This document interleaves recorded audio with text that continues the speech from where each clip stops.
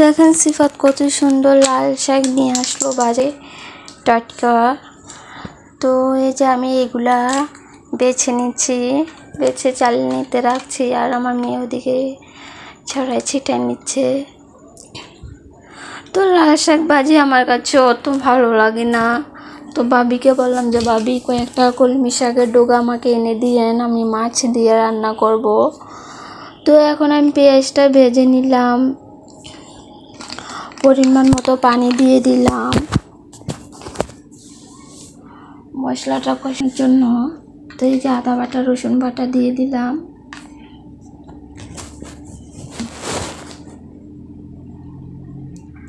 তো এখন হলুদের গুঁড়া দিয়ে দিব 2 চামচ।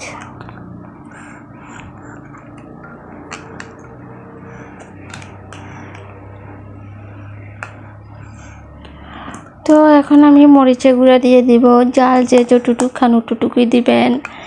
শাক তরকারি রান্না করব, তার জন্য তত বেশি জাল করব না। তো এখন আমি মশলাটা মিক্সড করে নিব। তো যতক্ষণ পর্যন্ত তেল উপরে ভেসে না উঠবে ততক্ষণ পর্যন্ত আমি মশলাটা কষাতে থাকবো।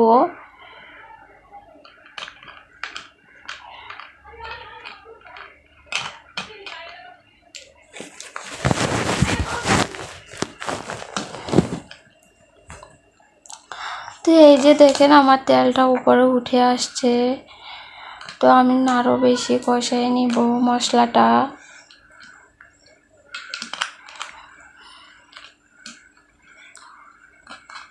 তো এই যে আমি এখন আলুটা দিয়ে দিব। শাকের সাথে আলু দিলে খেতেও বেশ ভালোই লাগে, তার জন্য আলুটা দেওয়া।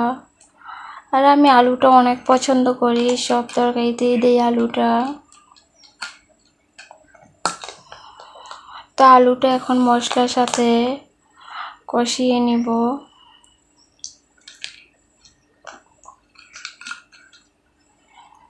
তো আলুটা সিদ্ধ করে তারপর শাকটা দিব উপরে। তো এখন আমি ঢাকনা দিয়ে দিব। তো এই যে আমি কিছুক্ষণ পর ফিরে এসে ঢাকনাটা উঠিয়ে নিলাম। এখন নাড়াচাড়া দিয়ে দিব। এখন আমি একটু পানি দিব সিদ্ধ হওয়ার জন্য আলুটা।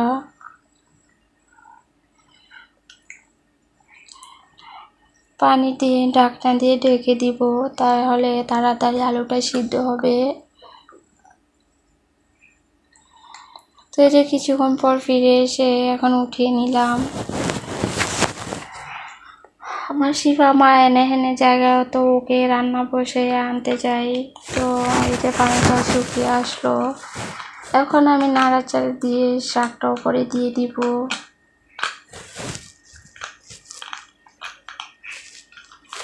আসলে বাচ্চা পোলাপান নিয়ে ভিডিও করাটা অনেক কষ্ট হয়ে যায়, তাও দিয়ে আপনাদের সুন্দর সুন্দর কমেন্ট পেলে আমাকে অনেক উৎসাহিত করে, তার জন্য ভিডিও দেই।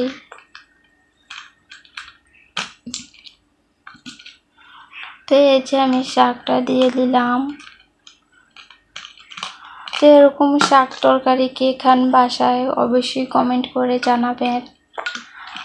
তো অনেক গরম যা বলার বাহিরে, তার জন্য আজকে একটু শাক রান্না করলাম, শাক তরকারি। গরমে দিয়ে কিছুই খেতে ভালো লাগে না।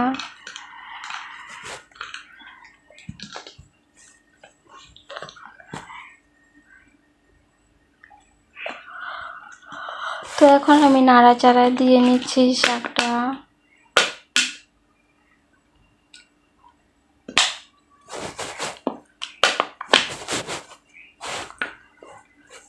তো আমি পরিমাণ মতো পানি দিয়ে দিব,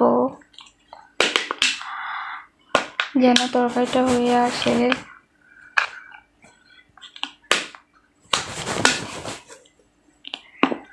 এই যে পানি দিয়ে এখন ঢাকনা দিয়ে ঢেকে দিব।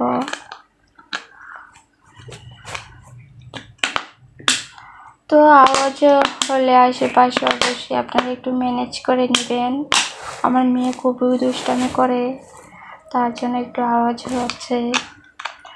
তো ঢাকনা দিয়ে দিলাম যেন তাড়াতাড়ি হয়ে আসে। তো এই যে বলক এসে গিয়েছে। এখন আমি ঢাকনাটা উঠিয়ে মাছগুলা দিয়ে দিব।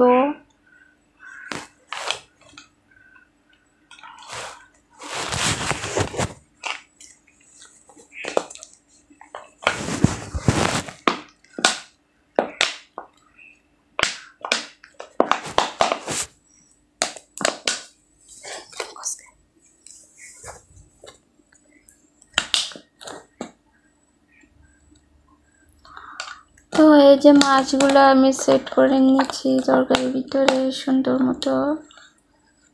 এখন ঢাকনা দিয়ে দিব।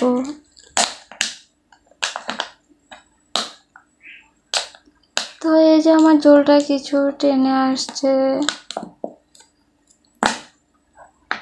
তো হালকা হালকা ঝোল থাকবে, কোনো বেশি ঝোল থাকবে না, অত ভালো লাগবে না বেশি ঝোল থাকলে।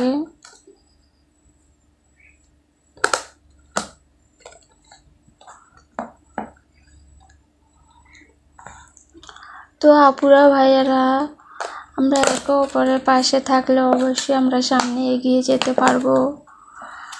তাহলে আমরা ইউটিউবে এসে কেন এত কিপটামি করি? অবশ্যই একে অপরের পাশে থাকলে সামনে এগিয়ে যেতে পারবো, আমরা সফলতা অর্জন করতে পারবো।